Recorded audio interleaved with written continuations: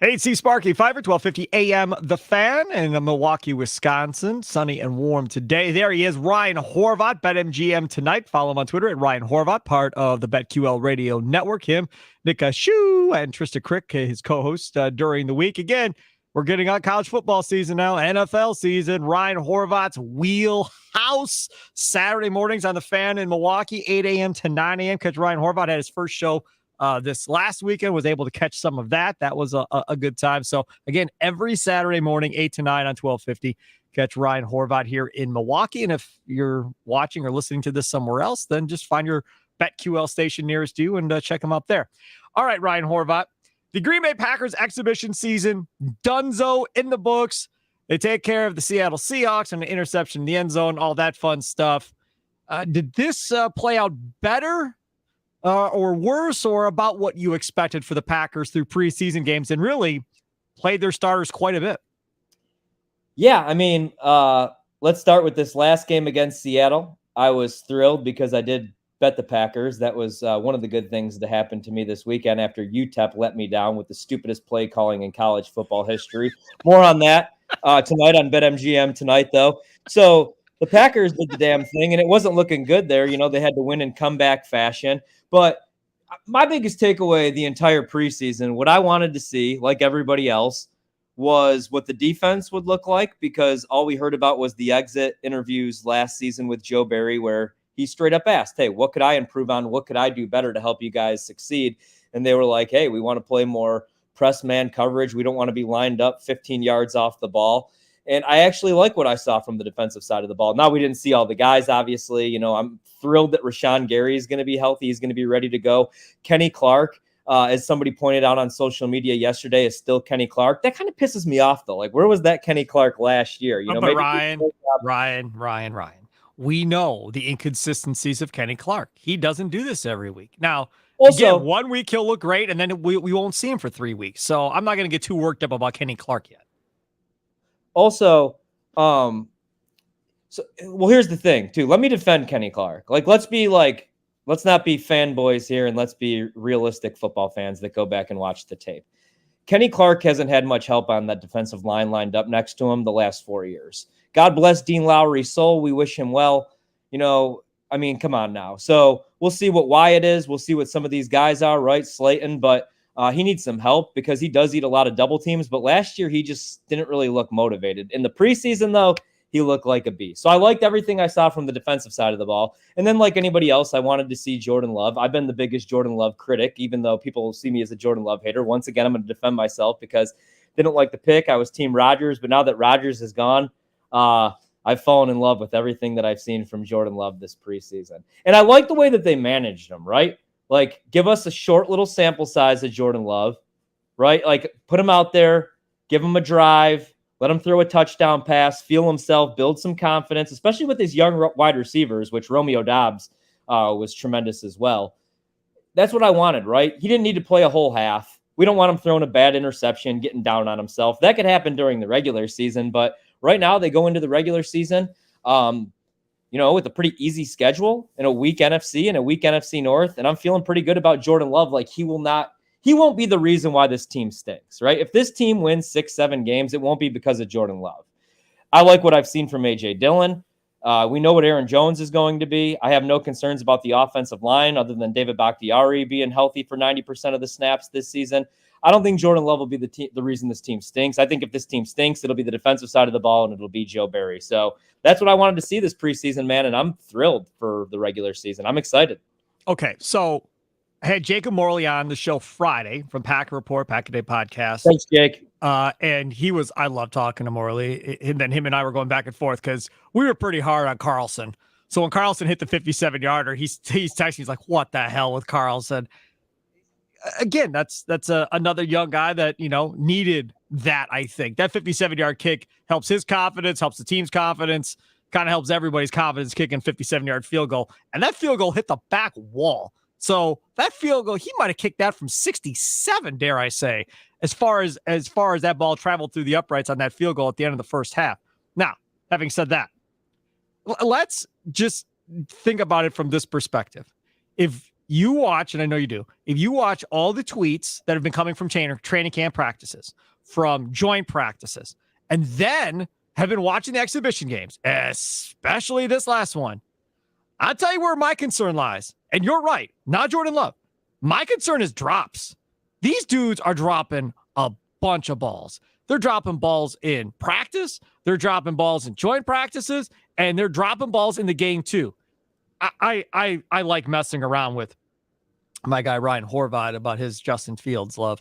And I sent him a text message last night of all of Justin Fields' throws in his last game against the Bills, which Josh Allen started, by the way, for Buffalo. And Justin Fields was just missing throws. If you go back and look at Jordan Love's throws in his last game, they're there. But guys are dropping the ball. Jaden Reed dropped one or two. Watson, yes, he underthrew the deep ball a little bit. Watson had to turn around. It hit him in both hands. Both hands. Like, you've got to make that catch. Musgrave has dropped several balls throughout training camp and preseason as well. For me, Ryan, my concern on the offensive side of the ball isn't Jordan Love.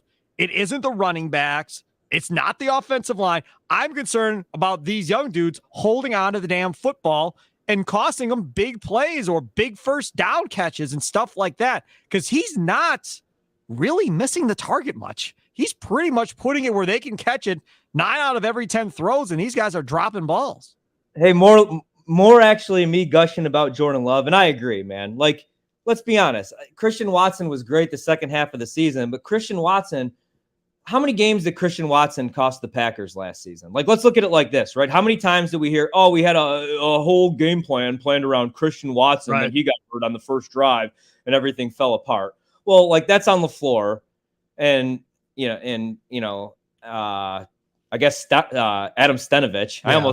I almost threw Hackett under the bus for that one too, poor guy. But, like, why is your game plan all around a rookie, right? And why, when some zig, you got to zag.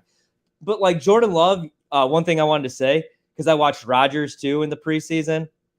Jordan Love learned so much from Aaron Rodgers. Like, Rodgers didn't learn anything from Brett, really, except for, like, what not to do.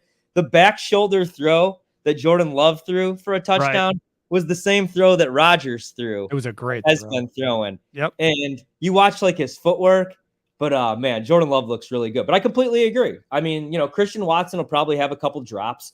Dobbs may still run a crappy route or have a bad drop, but like, that's just things that we have to expect going into the season with the youngest wide receiver room.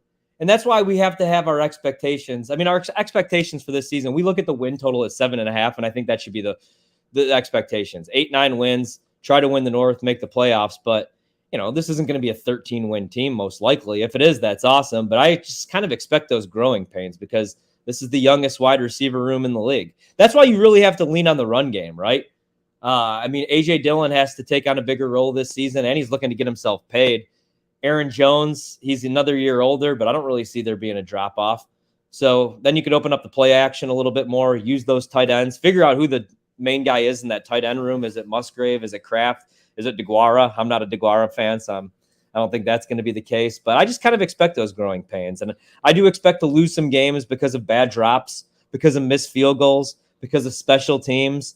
And I'll feel bad for Jordan Love the same way I felt bad for Aaron Rodgers for 17 years. And then everybody will be like, oh, Horvat, it's the Green Bay Packers, not the Green Bay Loves. But, I mean, Rodgers dealt with a lot of crap that Jordan Love most likely will too. Okay, so I wish we had like a 3-hour talk show, you and me right now in Milwaukee, to do together, because there's so much stuff to talk about. Let's start a little bit with the running back and A.J. Dillon, because LaFleur came out and said, this is the deal with A.J. Dillon. They talked to him in the offseason and said, you need to run behind your pads and run over people. Like, enough is enough. Like, we need you to punish people. They do not want to tackle you. What happened? If you get behind your pads and we want you to get low and start killing people. That's pretty much what they told him. A.J. Dillon said, yes, sir. And that's what you saw a little bit here this week, where he kind of started running over guys. And that's what LaFleur was saying. Like, if you just start running behind your pads and putting your head down and crushing people, you're going to get more yards. That 2-yard gain may end up being 5 yards because you may fall forward 2 or 3 yards after you destroy some dude that's holding on to you by an ankle or something. To me, that's good because if he runs like that, like he did against Seattle, into the season, consistently all season, that makes Dillon a bigger weapon. Yeah, I mean, isn't that what? That's the reason you took him in the second round. Like we talk about, oh man, Bijan and Jahmyr Gibbs. These guys went way too early. Not if they end up being like stud all pros that change your offense for the next 5 years. But even a second round pick is early for a running back, and that's where they took AJ Dillon. So that's what we want to see. I mean, he was supposed to be the Derrick Henry in the Matt LaFleur offense, which I always thought was kind of funny, man, because Matt LaFleur never used Derrick Henry in the Tennessee offense. Same way he doesn't use Aaron Jones. But yeah, he's got to be that type of back because you already have your back that's going to like bounce around and try to, get to the edge, and that's Aaron Jones. So last year, I was like excited. Everybody was like, man, AJ Dillon's a better pass catcher than we thought coming out of Boston College. It's like, yeah, they don't throw the ball to running backs out of Boston College, but I don't want him in that role. He's supposed to be the goal line, the red zone back. And he never was. The same way that Detroit used Jamal Williams. And that's why I wanted to bring back Jamal Williams, and I didn't really understand the A.J. Dillon pick. I just thought that he fit that role better, and he proved last year that he did. But if A.J. Dillon could, hit the hole this year and create some punishment, I like this is what I've been saying the last couple of years. Nothing makes me more angry than seeing like A.J. Dillon brought down by one linebacker or two DBs. You know what I mean? Every single time he goes down, there should be 3 bodies, 4 bodies, and he's trucking them along. You know what I mean? And you just never see that. Run angry, dude. And I think we will get that, though, because, he's trying to get himself paid. He probably wants to stay in Green Bay or at least be playing somewhere in the league next year. Okay, let's stay on the running back room. Ryan Wood put out his projections Monday morning. We're recording this at 12:50 Monday afternoon. So there could be more cuts that are coming that we're going to miss here as we're recording the podcast. But he put out his projections this morning. Now, he had Pat O'Donnell making the team. Pat O'Donnell didn't make the team. We'll get to that a little bit later in the podcast. But in his projections, this one stunned me. He had them keeping only Jones and Dillon at running back. That's it. And said that they can get Wilson and Taylor, he thinks, back to the practice squad. So if they need them, they can just elevate them on game days if somebody were to get hurt and so forth. Thoughts on only keeping 2 running backs? No, you got to keep 3. I think you got to keep 3, especially in this offense. I mean, because they're so different too. Like who's like the 3rd down type back if Aaron Jones gets hurt? AJ Dillon's not a 3-down back. Right. I'm still trying to figure out if AJ Dillon's a 1-down back. I think AJ Dillon, I like AJ Dillon, but like when we hear like outsiders talk about the Packers, I feel like he's one of the more overrated backs in the league. And if you look at like the numbers though, as far as efficiency, he was pretty good last season though. So I'm not trying to sit here and hate on AJ Dillon, but I think you got to keep 3 backs. What if both of them go down? I mean, then you're going to put a slot receiver. Then does Jaden Reed become your running back? And I mean, that could happen. Right. We've seen 2 quarterbacks go down in the game for the San Francisco 49ers. Yep. I think you got to keep 3. I mean, I get the way that he's thinking. In a perfect world, you can do that. I don't think so. Okay, next one. You brought it up. Let the record show. I did not bring it up. You brought up watching Rodgers and the Jets. And I'm sure most Packer fans recorded Rodgers and the Jets to watch it. And I watched it later that night. I had no idea what he did. I knew he threw they had a touchdown because I saw a headline on ESPN saying Cap's performance with touchdown or something. So I knew he did something. So I went back and I watched it. I don't know if you caught this on the Packer broadcast, but I certainly did.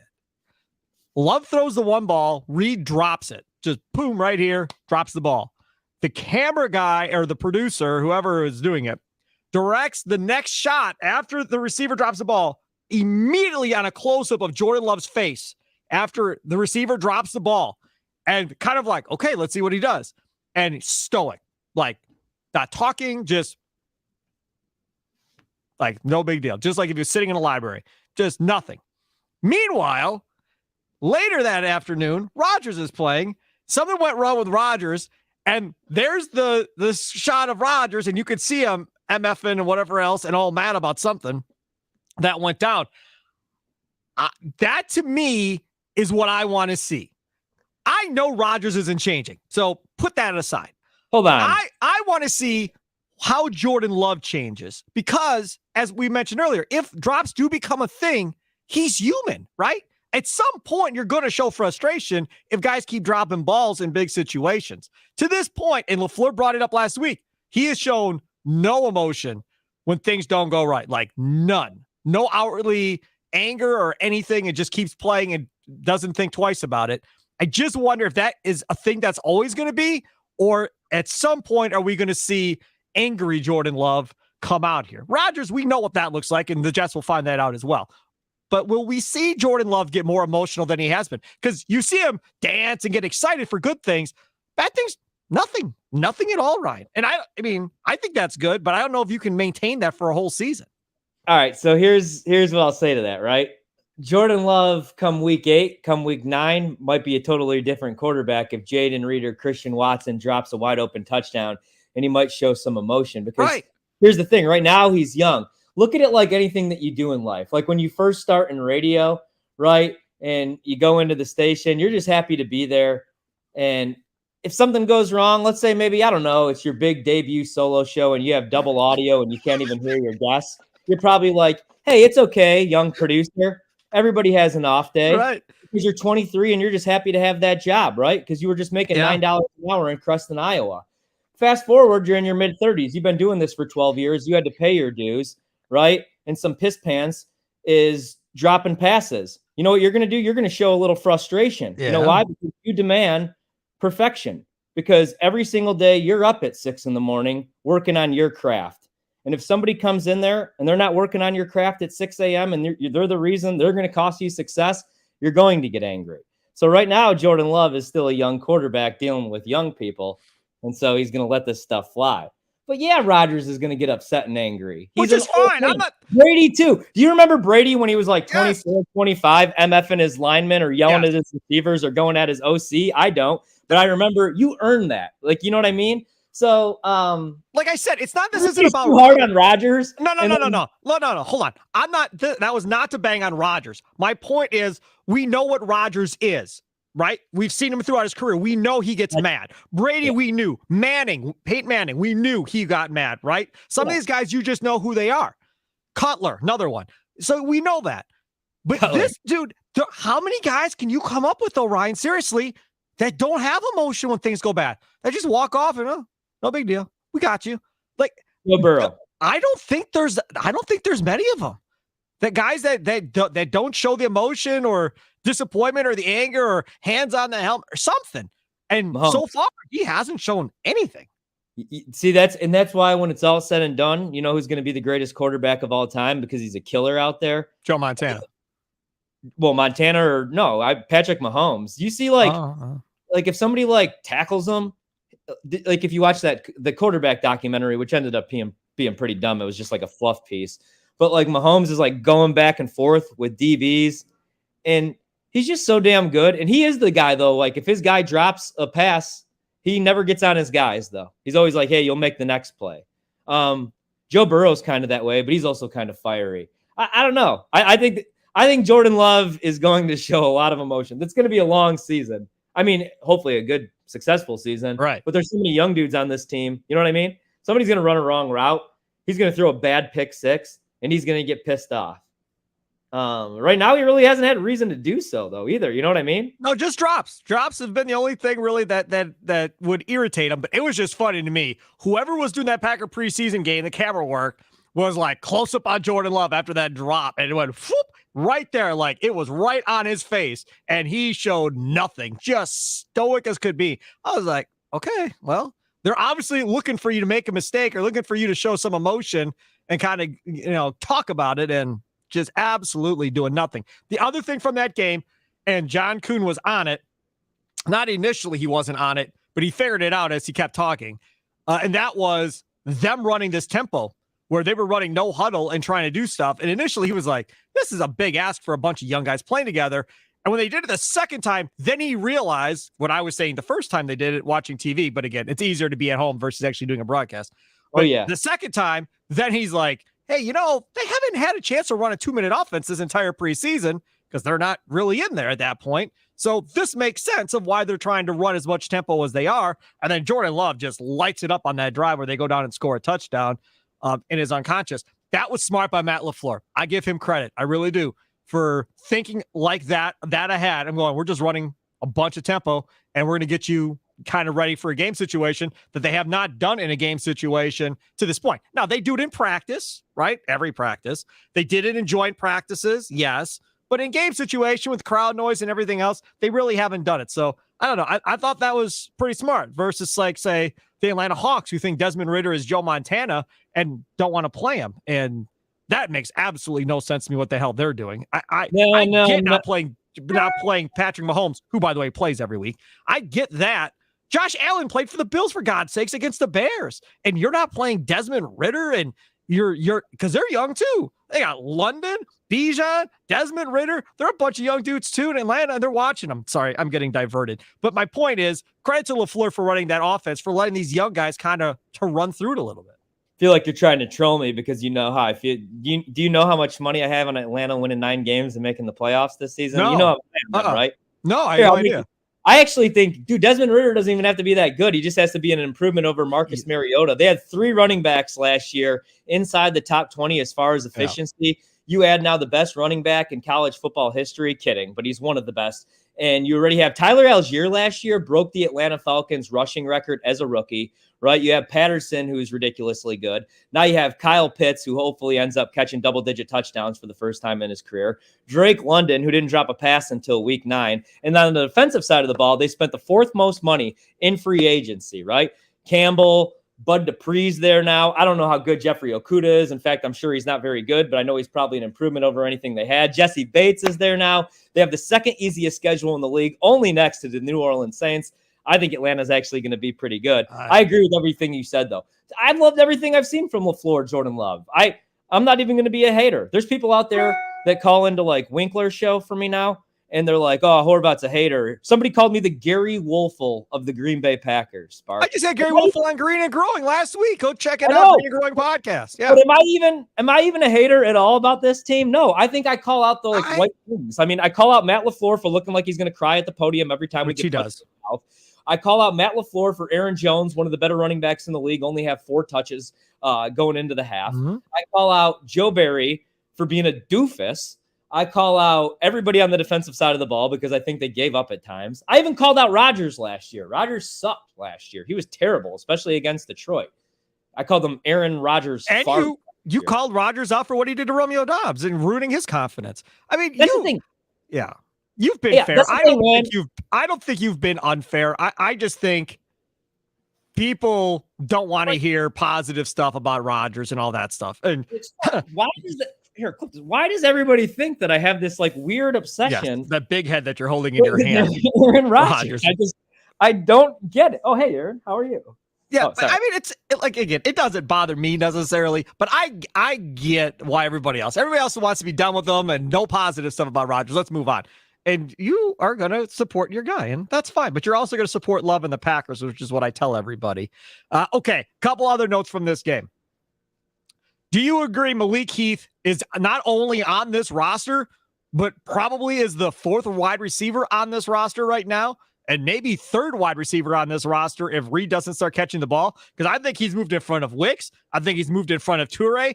Of the group of wide receivers, I think he's got the most sure hands on the in the wide receiver group at this point. Malik Heath, man. You actually cut out. It like froze. Oh, that's okay. My point is, one more time. Sorry, I said Malik Heath, not only I think is on the roster, but he might be the 4th receiver behind Reed. And if Reed continues to drop balls, he's going to be the 3rd receiver on this team. Yeah. Undrafted, I know, had his off the field issues. I know in college, that's why he didn't get drafted and character stuff, just like Cox that we're going to talk about. But I think he has the best hands of everybody in this core. I think he's got the best hands on the team. No, I agree with you, man. But the only thing that I'll advise and I want to say is please do not give up on Jayden Reed because I'm really high on Jayden Reed. And like we talked about with Jamar Chase, probably the best wide receiver behind Justin Jefferson and Devontae Adams in the league. He couldn't catch a ball the first couple preseason games and all of camp as well. It's a little bit of an adjustment. The ball is a little bit bigger. The game. I mean, I don't want to give up on Jayden Reed, but I completely agree. I like Heath. Yeah. I think he's a stud. And that's what I was saying. Remember, we did this topic, actually. We talked about this on the last Curtain Long when I was with you. And I said I would keep 7-8 wide receivers because we don't really know yet. I mean, right, Romeo Doubs looks really good, but injuries happen. Christian Watson really looked good the second half of the season, and because of his speed, we're going to have him on the field. But we don't really know. You know what I mean? Like, who the hell knows? And you always see it with these guys. Like with the Packers, they always find value in these later rounds with these no-name dudes. Like, who knew Jordy Nelson was going to be that good? He was a quarterback. Well, I'll tell you something else. We talked about this too, but Walker played good again at left tackle. I mean, he went in there again, played well, held his own at left tackle for the Packers that Rasheed Walker carried. Caleb Jones has looked good too. They've got something at tackles. And the more I see these kids play, the more convinced I am is David Bakhtiari. This is his last year in Green Bay. This is it. This is done. After this year, they're trading him somewhere. Jets, wherever it's going to be. Because I think that at this point now, they're looking at their tackles and going, we have enough depth. Because it's clear that Nyman is now behind Tom, if you want to put Tom at tackle, and he's behind Walker at tackle. So now he's third behind, well, it's Bakhtiari, then Tom, then Walker, then the Josh Nyman, and then probably Caleb Jones. Yeah, and I really like Rasheed Walker when he was at Penn State. So I'm glad that he's going to probably end up getting a roster spot. He's been really good obviously this camp. And like you said, late pick. He's actually a local kid, grew up like right down the street. The kid that I used to do in DC. Him and Quentin Mayo, the kid that I used to do shows with, were like best friends. He'd go to his games. And, local kid, DC. Seems like a good dude, big size. Even like if Bakhtiari was all in on being a Packer, which I don't know that he is. I think he wants to be in New York with Aaron. This is the Packer way, which used to drive me nuts, but it's always been the smart way to do things, right? The only thing that ever really pissed me off was I loved Corey Linsley because I had the opportunity when I would go cover events to talk with him, and I just thought he was the nicest guy. Him and Blake Martinez. When they let those guys go, I was like, damn it, because they're such good dudes. But they always do it the right way, right? Like TJ Lang, they let go a year too early. Josh Sitton a year too early. But they ended up being the right decisions. And then we forgot about those guys 2-3 years later. So I think Bakhtiari is probably the next to go. And let's be honest, I mean, does Bakhtiari, how much good football? When he's on the field, he's great. He's one of the best pass blocking left tackles in the league. But how often is he on the field? You know what I mean? Well, he's not going to practice all when year. I've never seen anything like it. He's like situational. Remember, like last year, you'd see him, you'd be like, wait a minute, there's Bakhtiari. Where the hell has he been the last 3 quarters? I don't know. You worry about a big dude that's having like fluid drained out of his knee nonstop. Yes, totally agree. So we'll see how he plays. Hopefully he plays well. They get a good draft pick for him. And then my guess is they move on. I love Bakhtiari. I loved having him on the big show. I think he's a great offensive lineman, but health is a question mark at this point. All right, next one. This one cracked me up. So during the Packer game, apparently they were like having to get on the talk to the fans about like not doing the wave when the Packers were on offense, trying to get the fans to shut up when the Packers were on offense. When they were on defense, it was quieter than all quiet in there when the Packers were playing defense and the Seahawks were on offense. This has been an ongoing thing for a while in Green Bay. This is not it's an exhibition game. I saw Bart Winkler tweet out, this was prime for a stupid crowd because it's a noon kick exhibition game on a Saturday. So you have all these kids that are there and everything else, people that probably don't go to a lot of games and so forth. The question is this: should Packer fans know better at this point, or are people mad over nothing? Meaning, who cares if they're doing the wave? Like, figure it out, Jordan Love. Just run your offense. Who cares what they're doing in the stands? So that's the question. Is this being made a bigger deal than it should be? Say this with all due respect. It's like when you see this crap, it's like dumbest fan base in the National Football League. If you want to do the wave, that's fine. You do the wave when you're on defense. You make noise for the defense to distract the opposing offense. Anybody that grew up with half of a brain or watching football knows this. But Meemaw and Peepaw, who have been going to Lambeau since '64, the reason that none of us could get season tickets, nobody understands this. And it's what drives me nuts. You know what else drives me nuts? When I go to a playoff game with my wife and it's 3 degrees out and we're standing up for the entire game because it's a playoff game and we're on defense and you're hearing down in front. But the wave, like Aaron Rodgers has been begging these people for the last nearly 2 decades, stop doing it when they're on offense. Now Matt LaFleur has been doing it for the last 4 years. Come on, get a grip on yourselves. When the head coach, who's too nice in my opinion, is begging you morons to stop doing the wave when we're on offense, stop doing the wave when we're on offense. If it's distracting one of the greatest quarterbacks assassins, killers in NFL history. What do you think it's going to do? They're going to have to put it. Quarterback Jordan Love. No. Right. Jordan Love can just get over it. He's on offense. He's got to communicate with the guys on the offensive side of the ball. He's got to figure out who the mic is and make a check. And he's already got to deal with doofuses like DeGuara anyway, like running the right route. And, like you said, Jaden Reed catching the football, Romeo Dobbs running the right route. Stop doing the wave when we're on offense. Now, I say that with all due respect. I love Packer fans. I'm one of you, but come on. They're going to have to put it up on the Jumbotron. No wave on offense. It's going to have to be that Jumbotron. They have that brand new Jumbotron this year that's beyond gigantic. They're going to have to put it up. No wave on offense. It's going to have to be on the Jumbotron for those people that are at the stadium to remind them, do not do the wave on offense, or just make designated times in the game. Say, hey guys, we're going to do the wave 2 or 3 times during the game, but we're going to direct the wave from the Jumbotron. So we'll say, hey, it's time for the wave. 3, 2, 1, section 224. You started, whatever. However you want to do it. Let the Packers control when it runs. And that way you don't got to worry about it because the fans are going to be like, okay, cool. For example, Badger games. We know when to jump around. It's at the start of the fourth quarter. They play the music. Everybody goes nuts. The Badgers control what happens. People aren't just jumping around on whenever they want to jump around during the damn Badger game. The Packers would just take control of this, come up with some polka or something to play when you want them to do a wave, play a polka, and away you go. Right? I mean, I don't know. To me, that makes a lot of sense. I don't know if the Packers want to get into that, but they should. It would help LaFleur out so much. Hey, really quick, did you see that ESPN rated jump around as the best tradition in college football right now? They did a half-hour show. What's the name of it? Jen Latta was the host, and they did it was 2 segments, a 30-minute show. The first 15 minutes, I just watched it last week. I don't know how long it's been on TV for. Maybe it's a repeat. Was on jump around and how the whole thing started as far as the 2 or 3 players that got to pick the music list. They asked them, hey, what do you want us to play during games? Give us some songs. And they gave them some songs. And back then, House of Pain was the big group, big deal or whatever else to jump around. Oh, yeah. And they literally just happened to play it, I think, at the end of the third, going to the fourth. And all of a sudden, people started jumping and they started looking around. They're like, holy crap, look at this. And then they did it again.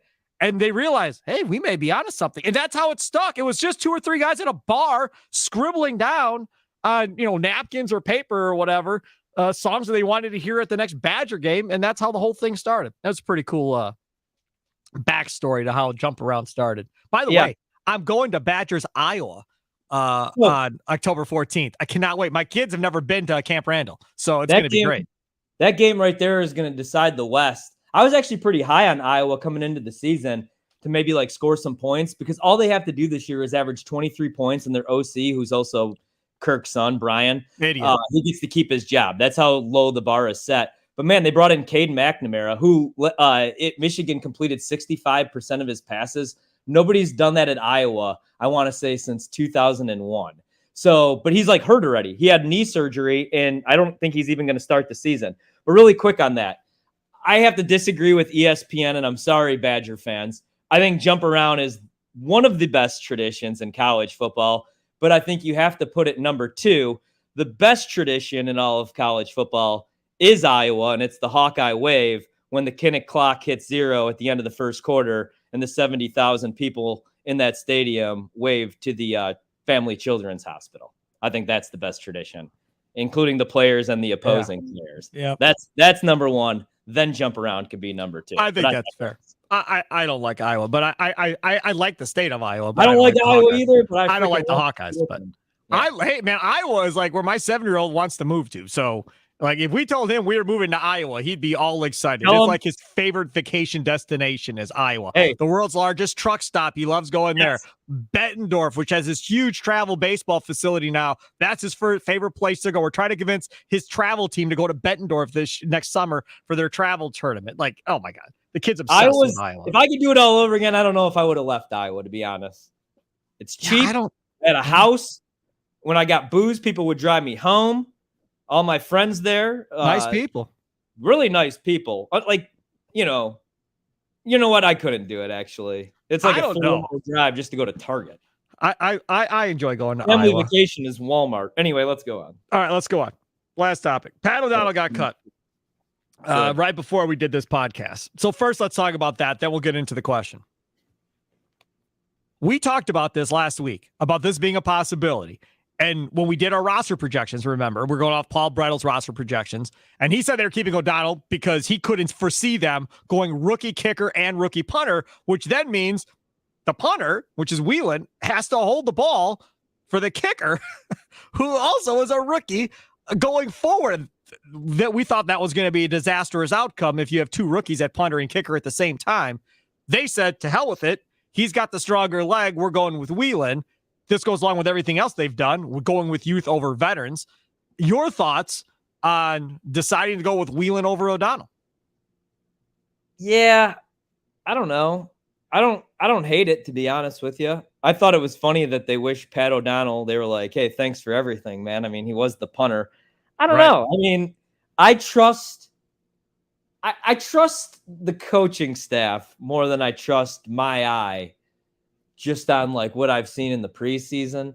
And youth, like I'm more concerned, I guess, with the youth, like in the wide receiver room and Joe Barry than I am the punter. You know what I mean? Think about Crosby, though, and all the issues he had with every placeholder. If it wasn't, guy wasn't doing it exactly correct, Crosby's kicks were all over the place.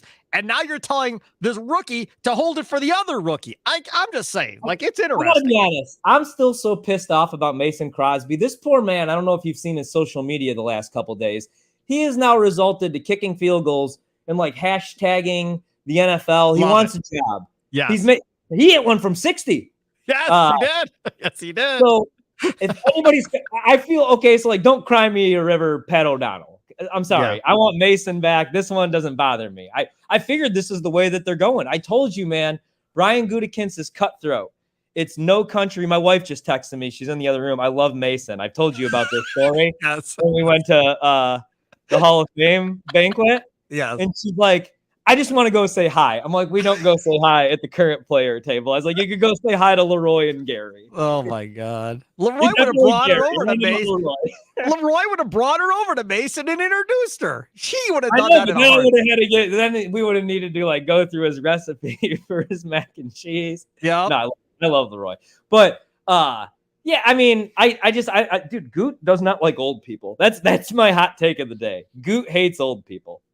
And on this team, he's decided we're going to win a championship. May not be for 3 or 4 years, but we're going to build all these young guys together. We're going to take all the lumps together, which this is the question. Will youth cost the Packers a playoff berth this season? Because I've seen Goody now numerous times, press conferences or interviews, pretty much say, nah, if it does, it does. But we're gonna go with whatever the bumps in the road are this year in order to get ourselves to a championship eventually. Face facts, guys. Listen. If Gutekunst takes this Packers team to a Super Bowl with Jordan Love and this redone roster, nobody's going to give two you-know-what about what happened with Aaron Rodgers under Brian Gutekunst. All will be forgotten. Nobody will care, Ryan Horvat. I might care. No, I mean... you will, yes. If anything is going to cost this team a playoff berth, I don't think it'll be youth, to be honest with you. I think it'll be Joe Barry. Yeah. Fair. Or maybe Matt LaFleur isn't that guy, and we haven't realized it. You know, like, because the stick up for Mike McCarthy, and granted, I mean, like, Dallas has a good team and a really good defense, but it was always, you know, Mike McCarthy had Aaron Rodgers. Now he's been to Dallas, and I mean, he's had 2 embarrassing playoff losses back-to-back, but he also ended the career of Tom Brady, beat him in the playoffs, and has taken Dallas to the playoffs back-to-back years, when Jason Garrett looked like a disaster the couple years before that. You know what I mean? So, like, now LaFleur needs to prove that he's a good head coach and he wasn't just being carried by Aaron Rodgers. So I don't really worry about youth. You know, I mean, the Cincinnati Bengals were one of the youngest teams in the National Football League, and Joe Burrow took them to the Super Bowl. The Eagles last year, we didn't even know if Jalen Hurts was a starting quarterback. You know what I mean? And they were in the Super Bowl. I feel like now youth actually gets you to the Super Bowl, because once you have to pay these guys, Patrick Mahomes, Jalen Hurts, Joe Burrow, then you can't have a football team any longer. That's the thing, you know. Rodgers, the Packers won that Super Bowl, and we're like, hell yeah, we're going to be here every year. But we weren't able to be there every year. I mean, their problem is Green Bay's was, we're not like a New York, Chicago. I mean, we're not a big market team with a bunch of money to pump out. So once Rodgers got paid, you weren't able to pay a bunch of dudes on the defensive side of the ball, or you paid the wrong ones. Like, I love Clay Matthews, but he averaged, 11, 12 games every year. Nick Perry had literally 1 year of double-digit sacks, and you paid him all that money. And you let the wrong guys go. Micah Hyde, you would have had to overpay, but he's still playing at an elite level, except for last year when he was out with a neck injury. You didn't pay Casey Hayward, and then 2 years in a row, he led the league in picks. You paid Sam Shields, and then he got hurt. And then So that was always their problem. So I feel like youth won't cost them. Joe Barry and that defense might cost them. Yeah, I would agree with on the Joe Barry thing. I think that before we go, sorry, I didn't mean to hijack. Yeah. Why does Jimmy Graham in the year 2023 look better than Jimmy Graham his 2 years in Green Bay? I have a take. Jimmy Graham is dead. That is a cyborg. We have recreated Jimmy Borg and Jimmy Borg. Jesus. I don't buy it. I don't buy it. He had a good game yesterday. That's fine. I saw the highlights. He wasn't doing it in Green Bay. No, I don't buy it. That is not Jimmy Graham. He's been reincarnated. Dude, if he does play at a Pro Bowl level this year and looks like the fountain of youth, there's gonna be a lot of testing done on Jimmy Graham week after week. And all of a sudden he shows up looking like a Pro Bowler and kind of going forward. A lot of testing. He was just arrested last week too, just like wandering on the street. And then last night he's out there making plays. They have like 14 tight ends on that roster too. Them and the Bears. Yep, I'm anxious to see how this whole thing plays out with the Packers. But now, because of the way this is set up, now we got 2 weeks to wait. 2 weeks to wait before we actually get to see anybody on the Green Bay Packers playing football kind of going forward. So we'll see what happens. I'll say this on Mike McCarthy before we go. If he turns Trey Lance into something, that will cement any type of Hall of Fame status if anybody's questioning it. If Trey Lance ends up being the future quarterback of the Cowboys, and they tell Dak it's been real, we're rolling with Trey, and then Trey ends up being what the Niners thought he could be and couldn't figure it out, and he figures it out with McCarthy, that's it. Put McCarthy into Hall of Fame, give him a statue. It's over. Well, he's getting that statue, and you know why? You know who's winning the Super Bowl this year? The Dallas Cowboys. Not them. No chance. Oh, it is. They're winning that division. Well, maybe the division, sure. But now we're talking about Dak winning in the playoffs. I don't like Romo. I'm not convinced. I'm not there. All right, hold on though. Not there. Can we really? Okay, so Dak threw a bunch of picks in the regular season. 2 years ago, the final play call of the season was a quarterback draw for Dak to get into field goal range, which would make complete sense if there wasn't 3 seconds on the clock. Correct. Last year, the final play call, Ezekiel Elliott's washed up ass, for whatever reason, running back, played center and just got blown off the line, which when you think about it, the great career of Ezekiel Elliott in Dallas, his final play was him lined up at center, just getting blown off the line of scrimmage, man. So stupid. Yeah. The whole thing. But you can put it on Dak. So I'm really high on the Cowboys this season. I think they win at least 11 games and that division. Last thing I got. We shall see. He is Ryan Horvat. BetMGM tonight, BetQL Radio Network. Weeknights while you're watching the games, check those guys out. Him, Trista Crick, Nick Ashew. Saturday mornings, 8 a.m. on the Fan, 8 to 9 a.m. Talking college football with the Tailgate Show on Saturday mornings. Each and every Saturday morning during college football season, so give that a listen to as well. Download this wonderful podcast, Curd and Long, on your Odyssey app. Or wherever you download your favorite podcast, follow, subscribe, all that fun stuff too on the Odyssey Sports YouTube page where we do Curd and Long. We do Spare Time Bowling Show, who I just had Kyle Troop on. Everybody knows Kyle Troop. Even if you're not a bowling fan, you know Kyle Troop and his big hair. He was just on. They're doing a bowling cruise, Ryan Horvat, that you can sign up and bowl in a tournament with these guys on a cruise ship coming up, and you leave on New Year's Eve and you come back like a week later. So you spend New Year's on the ship. It sounds pretty cool. Gotta be honest. Well, I'm in. Cool. So my favorite activity, and I'm not even BSing you, and I don't know if you know this, my grandpa Bob, he was actually a professional bowler, which is crazy because he could only move like one of his arms because of the way that he was born. Right. But I'm not very good. But my favorite thing to do is go bowling. The problem is we can only go bowling at one place, and it's one of those places where they like serve you alcohol and food. So when we leave, we've accidentally spent like $450, but it's my favorite activity. I love bowling. So you know what? Send me over the info, and I might have to go on this bowling cruise. Dude, right? it's awesome. Yep. Yep. It sounds like a lot of fun. So, all right, there you go. There he is, Ryan Horvat, C. Sparky Fifer. Enjoy the rest of your day. We'll be back on Wednesday. By that point, we'll know what this 53-man roster looks like. We won't know the practice squad yet, I don't think, when we record on Wednesday. We won't find that out till Wednesday night or Thursday. But we'll definitely know the 53-man. So we'll talk about that coming up on Wednesday. Enjoy the rest of your day. Have a good one. And as I always like to say, toodles.